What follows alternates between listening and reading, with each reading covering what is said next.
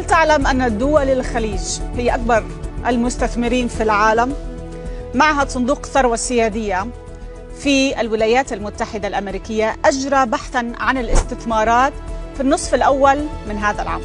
البحث أظهر أن صناديق الاستثمار التابعة، طبعاً هي صناديق السيادية التابعة للإمارات والسعودية وقطر، شكلت أكثر من نصف الاستثمارات العالمية التي قامت بها الصناديق السيادية.